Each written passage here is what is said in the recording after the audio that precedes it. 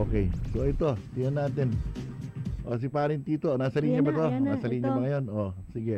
Senator Tito Sen, Vicente Soto III is on the line. Good morning. Hi, good morning, Arlene. Good morning, paring Jake. Yeah, oh, Umaga po sa inyo lahat. nasa Inquirer 990 television ka ni. Pinakikinggan namin yung ano mo, yung mga tanong mo eh. Alin? Oo ba? Hindi, ang unang tanong namin, babalikan natin yung tanong mo actually kahapon, Tito Sen. Ano? Yung sinasabi mo, sino nagdala sa'yo dito? Paano ka napunta rito? Kasi that is very, very vital, di ba? Para malaman natin yung interest kung sino yung naglagay sa kanya sa Senado sa sitwasyon yun. Because to begin with, he has no affidavit, di ba? Basic yun. Mm-mm.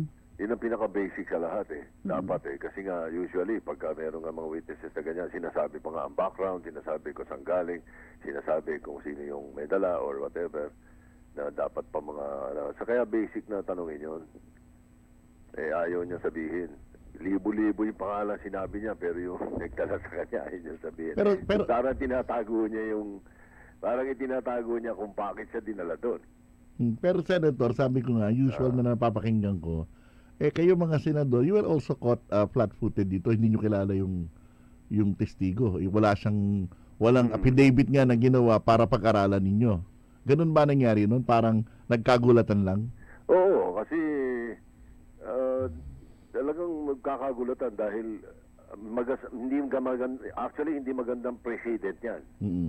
Kasi pwedeng bigla na lang meron darating sa Senadong hearing, uupo at kung ano pagsasabihin tungkol sa isang tao, Mhm. o tungkol sa gobyerno, o tungkol sa Senado, di ba? Mhm. Ngayon, dapat yan, meron talaga yung sworn affidavit. Yun ang procedures yan. Pag may presenta kang ganyan kung wala man, dapat right then and there, may dalang abogado, may kasamang abogado na nakakapagtaka sa kanya. Kaya questionable agad at marami kaagad na tanong sa kanya yung mga kasama namin.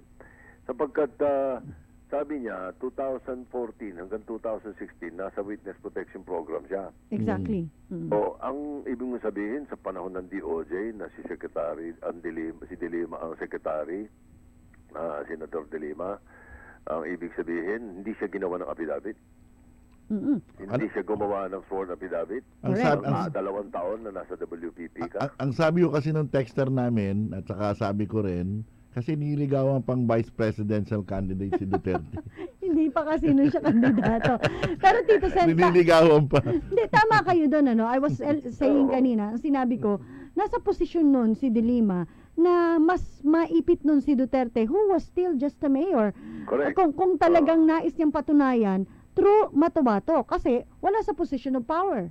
Oh, ang problema ngayon, nagche-check ang DOJ no sa sinasabi ni Matubato. Ay ang unang report ngayon na sinasabi nila kagad is walang record, hindi siya nag-WPP. Strike one. Okay, isa pa. May mabigat Mabihira. pa, yung CAPCO. Sabi ngayon ng Philippine Army, hanap ng listahan noong 88 hanggang 93 sinasabi niya, wala din. Wala din. Strike two. Wow. At saka ano po ba siya? CAFGO o rebel returnee? He can't be CAPCO both. daw siya, CAPCO. CAFGO, oo. Tapos, Naging contractual. Ko nga yung sinasabi niyang ghost employee siya. Ang ghost employee, nakalistang pangalan, walang tao.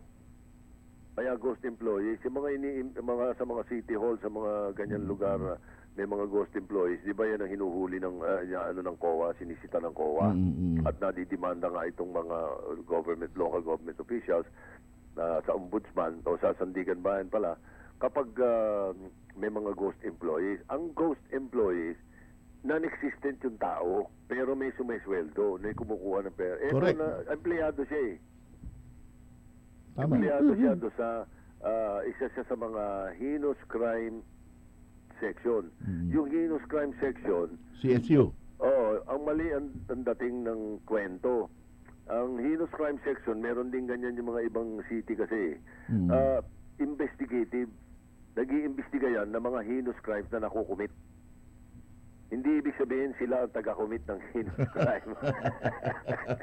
Ganun ang pinalalabas Hindi, pero alam mo, ang nakikita ho natin doon sa nangyari, parang lumitaw tuloy yung hidwaan sa Senado, no? Of course, sabi nga natin yun nga, unang-una nagtaguan, nagbiglaan. Pagkatapos wala palang affidavit na kinuha. Sinalang, tapos hindi member ng papatayin mo ng mikropono. Nagsigawan sila ngayon na hindi kita papopormahin dito. Maling-mali yun. Yun ang out of order, yung pagpatay ng mikropono. Kaya nga Ng po kapwa senador. Kaya nga sabi ko nga di ba kayo Senate Majority Leader kayo, di Yes, ba? so kung nandun ako, medyo baka mapahiya sila dahil isa-cite ko sa kanila Oo yung nga. rules. There's no such thing. No such thing na out of order ang isang At senador saka na nagtatanong. Saka kayo ang pinakamatagal na senador niya, nakita niyo na yung mga magagaling na senador, Correct. nakita niyo na yung mga masasamang senador, Correct. pero Oo. ngayon lang ba kayo nakakita ng ganitong nangyari? Medyo, kasi nung araw, yung mga senador nung araw, pag hindi kabisado yung rules, hindi papapel. Ito, mukhang mali yung rules na naiisip ni Senator De Lima at ni Trillanes. Pero, in-insist nila, pero walang rule na gano'n. Bakit, why are they allowed to do this? Wala po bang pwedeng pumagitna, magsabi sa kanila? Sila lang kasi yung nando dun eh. Oo, dahil may mga kasabay na hearing May pa mga lakad, may mga sabay na hearing, may mga lakad yung iba sa amin. Ako naman, pagkatapos nung gusto kong i-highlight, umalis na ako sapagkat yun nga yung kinalulungkot ko eh. Yung hina-highlight ko na importante sa lahat hindi nila The basic, napansin eh. the basic. Pero the moment na nalaman nyo na nagkaganon sila, na nagpapatay ng anong nasa isip nyo kagad bilang Senate Majority Leader? So, Ang nasa isip ko, magsalita sa Lunes at bilang chairman ng Committee on Rules, sabihin ko dito sa mga kasama namin, reviewin yung mabuti mga rules. Sa Senado, walang cloture. Hindi katulad sa House. Pag may nagsalita doon, mayroong time limit. Kahit sa floor, sa plenary, kahit sa committee. Sa Senate, wala yun. Ginagawa lang yung magbibigay ka ng time limit sa hearing kung mayroong mahigit na 100 ng senador yung gustong magtanong. Katulad na sa Mama Sapano. So, ginawa ni Grace po, sabi niya 10 minutes bawat isang senador para magkasya lahat, para makapagsalita lahat. Kapag may isa, kailangan yun unanimous consent sa rules namin. In other words, pag may isang ayaw pumayag, walang ganung rule. Tama. Kailangan yung mga ganung motion. Pero nandun naman si Senator Kiko Pangilinan, experiencado yun. Nakita ko yung angle po ng camera ng Inquirer.net nung nangyayari yung patayan ng mikropono at nagtatalo. Ang expression ng mukha ni Pangilinan, talagang parang hindi niya alam ang gagawin niya kung tatayo ba siya o maaawa siya, hindi niya alam Alam eh. niya kasing mali yung ginagawa ng mga kakampi niya. Kaso, Kakampi siya eh. niya yun. Oo. Teka muna, ba't sinabi niyo kakampi? Ganyan na ba ang senador ng Senado Kampihan. ngayon? May kampihan na. Magkakapartido yun. Ayun. Magkakagrupo yun. Pero outright po, Senator, how would you describe the testimony, credibility-wise? Wala pang... Ay, no, on a scale of 1 to 10, baka mga 2. Puro strike eh. Kumbaga sa Ano yung baseball ano yung Alin na ba tama? alin yung two doon? Pangalan niya siguro. Hindi siya ghost employee siguro. Hindi, baka yung hindi nga, mali din yung ghost employee. Baka yung sinabi niyang mga napatay nila na nandoon siya. Baka may mga ilan-ilan doon na tumama, pero 1,000, mahigit 1,000. Kasama siya. Pero pag tinanong mo kung ano nangyari, sino nangyari, hindi, kinento sa akin. Katulad nung kay Richard King, Oo kinento nga. raw sa kanya. Nasa labas lang Kinento siya. pala, hindi wala ka doon. Di ba, sabi Nasa niya, labas lang siya ng kwarto. Parang Chismis. ganun. Chismis, in other words. Nung bandang sumunod na, anong si Cayetano na nagtanong, una kay Ping Lacson, iba sagot niya eh, pero in-strike 2 na siya ni Ping eh. Pero nung si Cayetano nagtanong sa kanya, ang sabi niya yung girlfriend nung isa sa pumatay ang nagsabi sa kanya. Grabe. Ano niya yung girlfriend? Hindi, triple hearsay pa. Grabe talaga. Hindi, ito pa. Wala. Meron pang isang punto rito na sabi nga natin eh. Bakit ba sila nag-hearing, 'di ba? Extrajudicial killings related to what is happening right now doon sa Correct. sa campaign, Oo, 'di ba? gandang punto yan. Oo, Bakit pero napunta sa Davao Death Squad? bakit walang Davao Death Squad? Parang sabi ko, parang binay lang to part 2 ah. 'Di ba Oo, nagsimula parang sa ano building? yan. Oo. Ah, Parking building. Oo. yung sinasabi nilang issue on jurisdiction sa Committee on Ethics kay Senator De Lima na sabi ni Senator Drilon, hindi daw dapat ipag-usapan na yung mga binibintang na immoral conduct or whatever kay Senator De Lima. Kasi ginawa niya yun nung Secretary of Justice siya. So wala na raw kinalaman sa ngayon yun. Ganun din yan. Ganun din ang pwedeng ilaban na usapan nila dyan. Kung tama sila, tama ngayon yung sinasabi nung may mga naglalabas sa Facebook at saka sa social media na Ang pinag-uusapan nyo from 2008 to 2013. Mm. Anong pakialam ng July 1, July 1 hanggang September na extrajudicial killings na hearing? Anong kinalaman doon? Kaya nga. Ang layo yun, sabihin nyo, to establish something. Ano yung establish mo? Nung campaign period, lumabas na lahat yan. Ibinoto rin ng taong bayan si President Duterte kahit anong pinaglalabas nila. Alam tungkol nyo, sa- doon naman sa issue Oo. ng Senator, na di sabi lang dapat daw ilagay daw sa custody o witness protection ng Senado raw itong si Mato sa Langit. Call ng Senado yan or ng Senate President. Mm. Kung dapat, kung Pero may tinanggihan value. na, tinanggihan tingin yata. siguro ng Senate President, walang value. Oo. Kaya sabi nga wala raw rules para i-adapt yan. Sabi nga Wala. pero nagwala pa rin si Wala. As a matter of fact, yung unang motion ni Senator Trillanes, kung naalala niyo, sabi niya, ilagay daw sa witness protection Oo, program ng Senado. and you At pointed kinestyon na ko, wala. Tinatanong ko, explican nyo nga sa akin ano yung witness protection program ng Senado. 1992 pa ako dito. Wala ako. Ang sabi, 18 years na ako dito ha. 18 years na ako. Hindi ba? Hindi nakaimik. Sinubuhan na ako ng talahib at tahib dito sa Senado eh. Ngayon ko lang narinig yung witness protection program sa Senado eh. At Pero- mukha namang umayon ka agad sa inyo. Binigyan lang natin ng proteksyon yung mga Walang sanctuary. problema yun. Then we take him into protective custody. Pero may Kung pag sa tingin natin ay kikailanganin pa natin siya at siya ay under threat. Ganon, kung tingin ng Pero- Senado, ganon. Pero hindi pwede yun na kagustuhan ng isang member.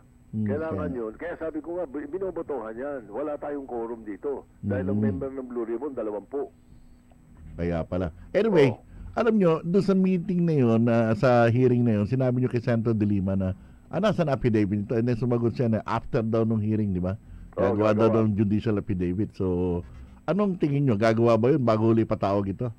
Siguro, magandang ang paggawa nila eh. Kasi naririnig ko si Senator De Lima sa interview, sabi niya para daw makorek niya yung mga ibang sinabi niya. Ay, Para lagot makorek. yan. Para makorek. Lagot Ah, niya. parang katulad yung Hindi ano. mo sabihin, kukorekin ninyo yung mga sinabi niya sa affidavit. Iba Correct. niya Parang katulad yung sa ambush, di ba? I-assassinate daw. Sabi ni Matobato, 2003. Sabi ni De Lima, hindi, 2009 kami pumunta ron. Oh, tapos yung PAOK TF daw 2002 kay Bato. Oh, sabi nga ni Senator Lacson 2001 dissolved na PAOK TF sa buong Pilipinas dahil siya ang head doon, tumakbo siya senador eh. At task force lang yun, hindi part talaga yun ng PNP. Oh, PACC ang talagang ang dami ano. ng strike eh. Kaya sabi nga ni Senator Lacson sa akin, partner, sabi niya, ang dami ko pang tanong, pero nawawalan akong gana magtanong dahil useless, sabi niya. Pero three questions ko, sabi niya, strike lahat eh. Pero Senator, sabi nga natin, ikaw alam mo kung anong totoo dito, alam mo kung anong mali dito. Ano ba to? Is this a political witness? At bakit nila inilagay yan? Anong intention yan? Siyempre. Ayoko magbintang. Oo. Sa amin, unparliamentary yung maglagay ka ng motibo sa kapwa senador eh. Hindi, ayoko namang gumaya sa kanila na mali sila sa interpretasyon ng rules eh. So hindi ako magbibintang. Ang sinasabi ng DOJ ngayon, yung secretary ng DOJ Si ngayon. Aguirre. Oo. Kasi raw may hearing sa Martes at Miyerkules sa Kongreso at puro explosive daw yung mga pag-uusapan doon. Baka daw pinipreempt ni Senator De Lima yung hearing dahil alam niyang mangyayari yun. So kung yun, kung ipinipreempt tapos walang magagawa na tahasang wala naman sa rules nyo, ginagawa nila, maulit-ulit yan. May continuation pa to, di ba, Senator? Oo, pero palagay ko pag ganyang mauulit yan, mas malakas ang suspecha ko na hindi na nila ihaharap yung testigong yan. Kasi mapapaghandaan na ng mga senador ngayon Oo yan. nga, matatanong na isa-isa. Napakarami ng itatanong. Ang unang itatanong sa kanya, sigurado, ba't sabi mo kapko ka? Sabi ng Philippine Army, hindi. Oo. Hindi ba? Ba't At may sabi mo badge nasa number WPP yun, ka? pagkapgo siya. Sabi May... ng DOJ, hindi. Wala kasi oo. WPP. Ano? Oo. Anyway. Ang hirap na. Malami na siya sinabi doon na tatanungin ngayon ng mga senador, sigurado. Siguro, Senator, ngayon, kung may nagsisisi man dito, of course, pwede niyong sagutin itong tanong ko, ha. Nagsimula ito dun sa coalition nila sa LP, Napunta chairmanship ng Justice kay De Lima. Pwede. It was a wrong move on the part of Coco Kung si Pimentel. Tito Soto nandyan, hindi mangyayari yun. Hindi naman. Dito Medyo ano yan, medyo may katotohanan yung sinasabi. Hindi kasi pag naglaban yung dalawa, si Cayetano at saka si Cayetano will never become the Senate President. Dahil Pero, sa ano. Ganon, Not hindi talaga everything- popular. Hindi pwede. Not Hindi pwede. everything is lost as of today. Alam mo, maraming pwede mangyari sa Senado. Pag Ay, hindi maganda takbo ng Senado, nakikita ko pwede rin. tayong ika ngayon mag-shuffle. Yan. Yun. Yan naman naman mangyari Pwede. yan. Pero ito, Senator, kahapon, As far as Senator Coco Pimentel is concerned, we're satisfied with his leadership. Okay kami sa kanya. pero pwedeng mag-shuffle. Oo. Ang mga chairmanship, saka mga membership, pwede mag-shuffle. Mukhang pinag-iisipan na niya ngayon yun. Teka muna, meron pa ako isisingit. Hindi naman, kaya lang medyo hindi maalis sa mga isip ng mga ibang mga kapwa senador namin yan, lalo na pagka nalalagay ang Senado sa alanganin. We always work for the preservation of the image and the reputation of the Senate. Which went bad yesterday. Really Very bad, really bad. Daming mga rules na sinasite na mali. Marami ring rules na binali. Okay. Pero, hindi, ako, Senator, bago namin kay Bitiwan, balikan natin yung mismong pinag-uusapan dapat ngayon, the problem on illegal drugs. Kahapon kasi, Ayun. everyone was waiting kay President Duterte na bumanat, magsalita, sagutin yung nangyari sa hearing, pero hindi. Ang inano niya is, meron pa pala siyang third wave, di ba? 1,000. May 1,000 at mukhang mas malawak at mas comprehensive itong nito because validated na raw, sabi mismo ng presidente, di ba? Dagdagan ko pa, Arlene, kung hindi lang kita maparaan, parang Jake. Yung binanggit ko kahapon, 1,105 ang mga inaresto na lumaban na supposed to be napatay. Okay? Merong 2,000 plus vigilante killing daw. Okay? So 3,000 something. Pero yung drug operations ng pulis, ang total ng drug operations ng pulis from July 1 to September kahapon ng umaga was 14,000 plus. At ang mga arestado na tao ay 16,000 plus na nakakulong ngayon. Arestado on these drug operations. Ang napatay na lumaban, 1,105 lang. Ang problema, nabibigyan ng highlight lang dahil dito nga sa mga gustong palabasin na extrajudicial killing ito at nang mapahamak itong administrasyon, ay hina-highlight lang yung 1,100 na lumaban or resisting arrest. Not the or whatever 14,000 reason. plus operations. Di tama ka rin. 16,000 na arestado, buhay. Hindi, sa hindi lang yun na, Senator. Ngayong umaga na to. Ngayong umaga lang na ito. Oo. Ang napatay ho sa Caloocan, ilan ba? 12. 12. May 7 sa Quezon City. Ang napatay sa Quezon City, 7. Yung Oh, pero ito nangyari sa Caloocan po, may isang pulis na namatay. At ito meron makikita lumalaban meron sa isang pulis din na nasugatan. Oo. So 12 yung namatay ho sa Caloocan, pero may isang pulis na namatay, may isang sugatan. Dahil sa Oo. engkwentro. Hindi nila nabibigyan ng talaga yung tamang perspective, yung kabuuan. Ang napapag-usapan lang, extrajudicial killings lang. Kaya ako, kahapon din, at sinisita ko yung si Char, kasi nakita mo yung kapal ng tatlong makakapal na folder yung hawak ko. Lahat yun, mga pinatay o ginawang krimen ng mga addict at saka ng mga drug pusher. Ayun. Lahat yun, biktima yung mga nakalista ron. Tinatanong ko ang CHR, anong ginagawa nila rito sa mga biktima nito mga pusher? Yung mga nabiktima ng rape, nabiktima ng akyat bahay. Ando doon, lahat lang drug-related lang ha. Wala pa doon yung mga rape at akyat bahay na kung sino-sino, wala doon. Grabe. Yung listahan ko, drug-related lang lahat na mga under the influence of drugs o kaya mga drug pusher. Maganda pala kung nangyari yung hindi nauwi doon kay Duterte yung questionan doon. Maganda pala sana yung hearing kahapon. Oo, yun nga, wala yung CHR eh. Ang CHR na nandun doon, parang abogado, para doon kay Matubato eh. Baka sinadya Hindi yun. ako masagot eh. Sino ba ang chairperson ng CHR? 'Di ba? Alam na natin. Sito Gascon, Liberal Party. Liberal Party. Sige po, Senator, maraming salamat. Okay, sige, Ang dami sige, natin sige, napagkwentuhan. sa kanila, ha? Salamat po, thank you. Good morning. Thank you. Well, grabe.